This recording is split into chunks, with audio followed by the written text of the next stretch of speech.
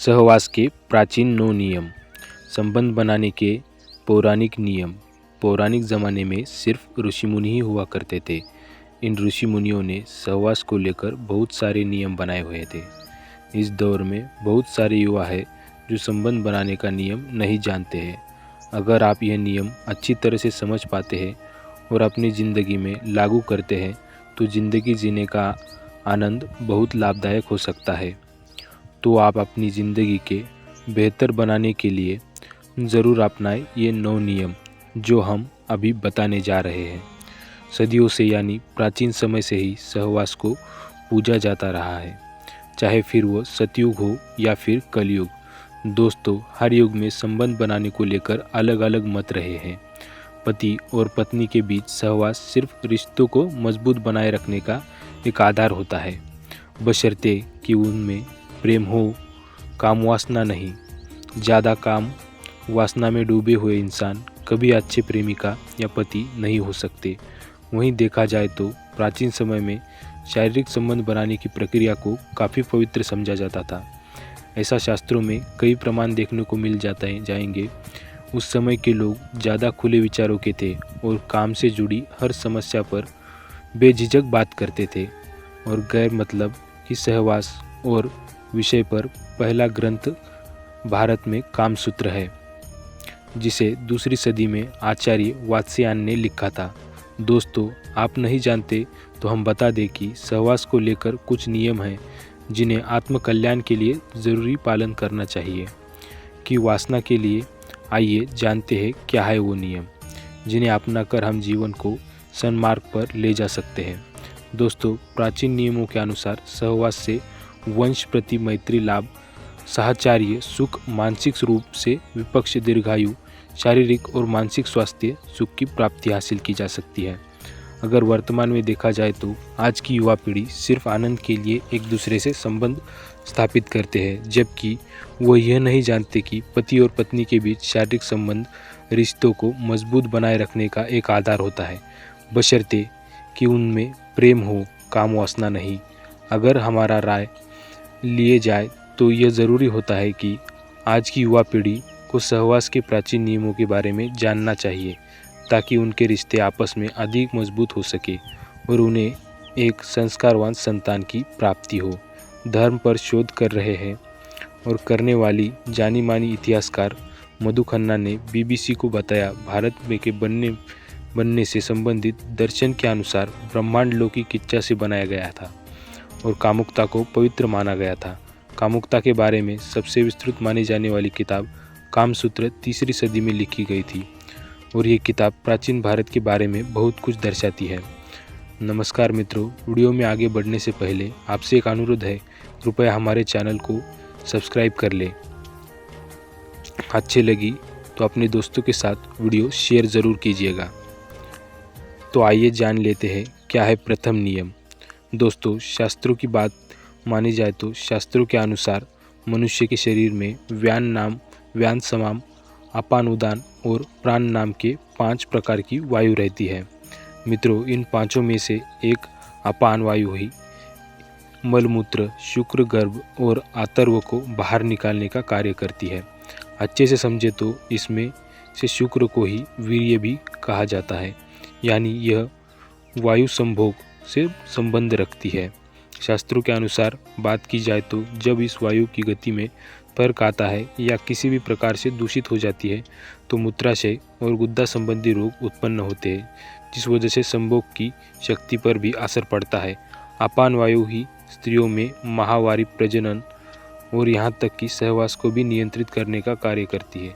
इसलिए मनुष्य को चाहिए वह अपने शरीर में इस वायु को शुद्ध और गतिशील बनाए रखने के लिए अपने उदर यानी पेट को साफ रखे और निश्चित समय पर शौचालय जाए। दोस्तों, कामसूत्र के रचयिता वात्स्यायन के अनुसार कहते हैं कि स्त्रियों को कामशास्त्र का ज्ञान होना बेहद ज़रूरी है, क्योंकि इस ज्ञान का प्रयोग पुरुषों से अधिक स्त्रियों के लिए ज़रूरी है। हालांकि पति पत्नी दोनों को ही इसका भरपूर ज्ञान हो तभी अच्छे सुख की प्राप्ति होती है।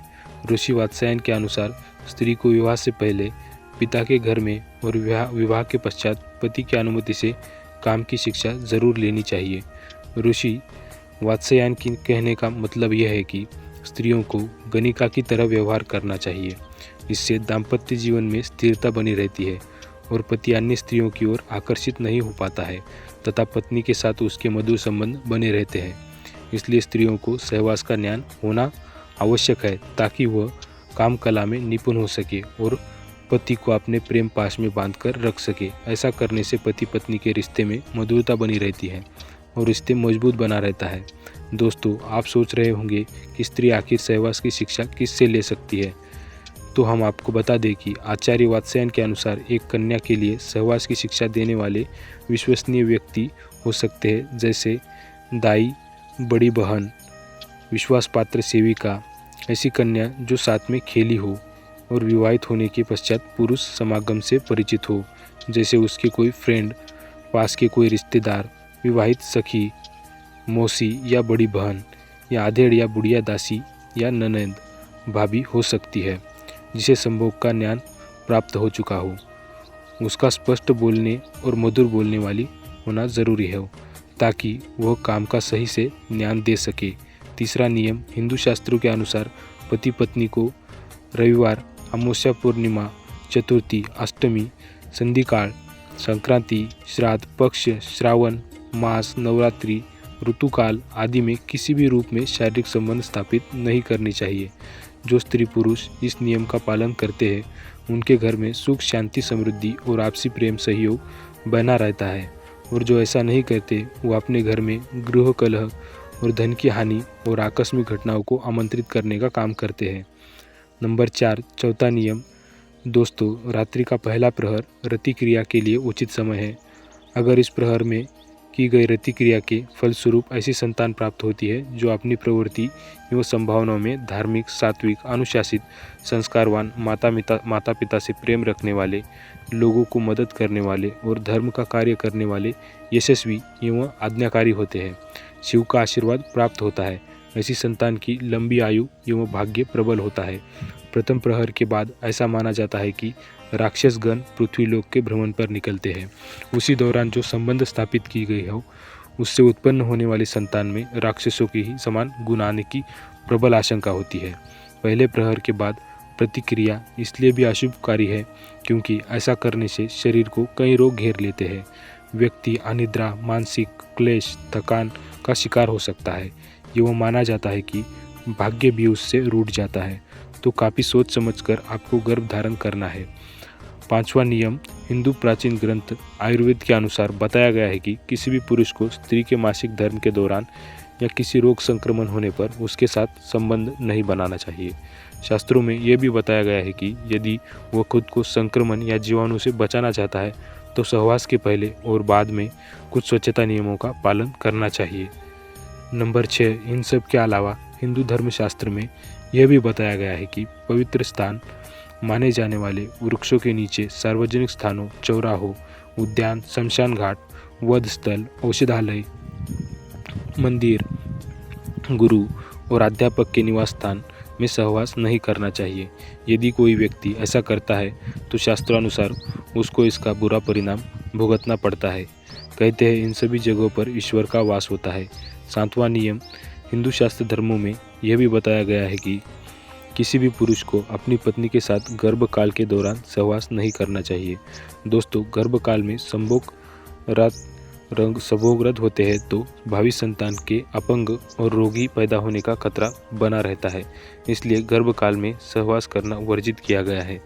हालांकि कुछ शास्त्रों के अनुसार 2 या 3 माह तक सहवास किए जाने का उल्लेख मिलता है, लेकिन गर्भ ठहरने के बाद सहवास ना ही किया जाए तो उचित है।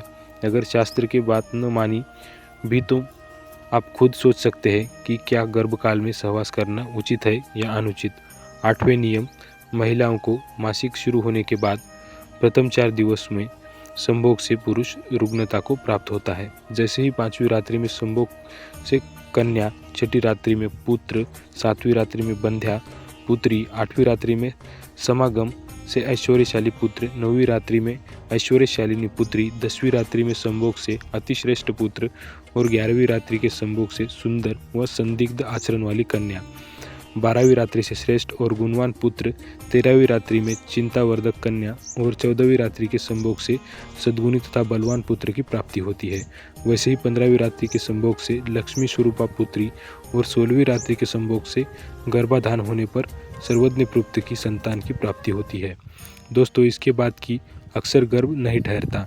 नंबर 9 नियम शास्त्र सम्मत है कि सुंदर दीर्घायु और अच्छे स्वस्थ संतान के लिए गड़ा ग्रहण, सूर्योदय एवं सूर्यास्त काल, निधन, नक्षत्र, रिक्ता, तिथि, दिवा, काल, भद्रा, पर्व काल, अमावस्या, श्राद्ध के दिन, गंड तिथि, गंड नक्षत्र तथा 8वें चंद्रमा का त्याग करके शुभ मुहूर्त में संबंध स्थापित करना चाहिए। गर्भाधान के समय गोचर में पति पत्नी के केंद्र एवं त्रिकोण में शुभ ग्रह को तीसरे, छठे या 11वें घरों में, पाप ग्रह को लग्न पर मंगल, गुरु इत्यादि शुभ काक ग्रहों की दृष्टि हो और मासिक धर्म से समरात्रि हो, उस समय सात्विक विचार पूर्वक योग्य पुत्र की कामना से यदि रति क्रिया की जाए तो निश्चित ही योग्य पुत्र की प्राप्ति होती है। शास्त्रों के अनुसार इस समय में पुरुष का दायां एवं स्त्री का बायां स्वर ही चलना चाहिए। यह अत्यंत अचूक उपाय है।